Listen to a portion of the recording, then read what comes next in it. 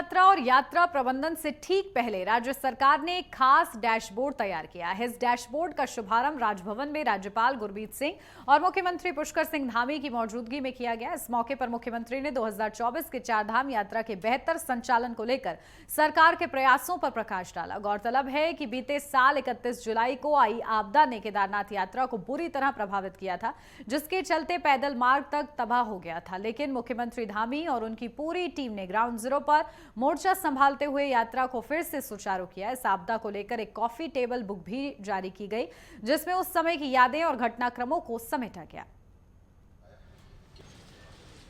आपने ये प्रश्न बहुत ही अच्छे समय में पूछा है।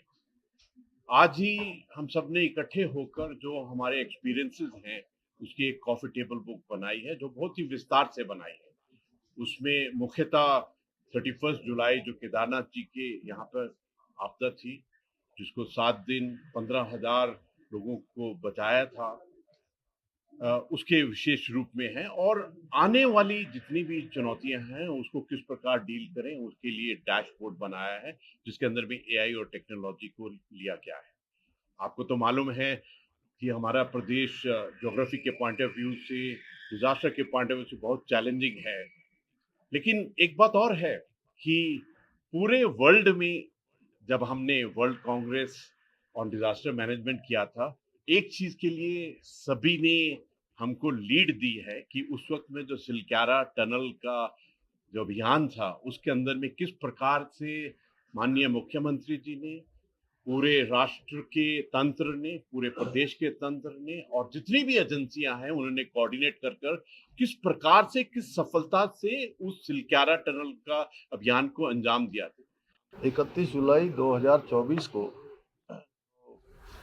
केदार घाटी में आपदा आई थी और उस आपदा में जिस त्वरित गति से हमारे सारे विभागों ने, उसमें विशेषकर आपदा प्रबंधन विभाग, जिला प्रशासन, पूरी मशीनरी, पूरा तंत्र और एसडीआरएफ, एनडीआरएफ, भारत सरकार की भी एजेंसियां, राज्य सरकार की एजेंसियां, हमारे अनेक संगठन, हमारे जनप्रतिनिधिगण, धार्मिक संगठनों के लोग, स्वयं सहायता समूह के लोग, जन सामान्य के लोग, सब ने बहुत बढ़ चढ़कर भाग लिया। और भारत सरकार के सहयोग से आदरणीय प्रधानमंत्री जी के और गृह मंत्री जी के विशेष देखरेख में हमने सर्च जो रेस्क्यू अभियान भी चलाया, जिसमें 15,000 से ज़्यादा लोगों को सकुशल निकाला।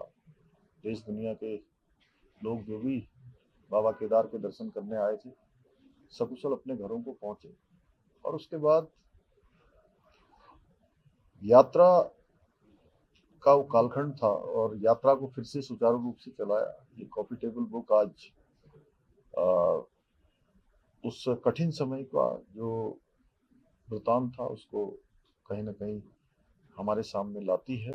31 जुलाई 2024 को जो आपदा आई थी, उसमें किस प्रकार से हमने प्रबंधन किया, किस तरह से समन्वय किया, किस तरह से विभिन्न प्रकार के लोगों से, विभिन्न विभागों से हमने सहयोग प्राप्त करते हुए सफलता पाई, किस तरह से हमने स्थानीय लोगों का, जनप्रतिनिधि लोगों का, तीर्थ पुरोहित समाज का, पंडा समाज का, व्यापार मंडल का, मीडिया का हमें सहयोग मिला, इसको दिखाने का प्रयास किया है।